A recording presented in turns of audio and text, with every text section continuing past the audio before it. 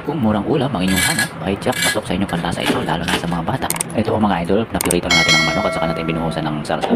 Panoorin natin mga idol, napakadali lang gawin ang ganitong preparasyon. Gumamit ako dito ng pitso ng manok, hinati ko lang sa 3 sa isang piraso. Konting asin, paminta, betchin konti, gawin tayo.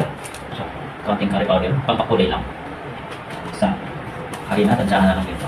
Konting na.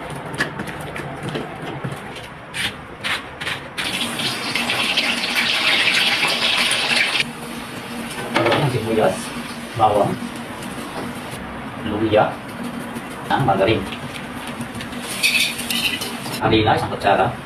Tinungan muna natin na mas okay kung may fresh apple, pero ito, apple juice yung ginamit ko. Oyster sauce, chicken cubes, curry powder. Gawin tayo.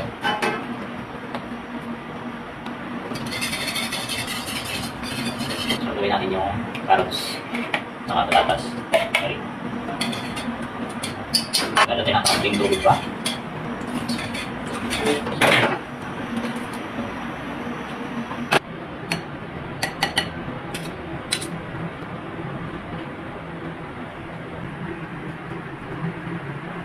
Try nyo din mga idol.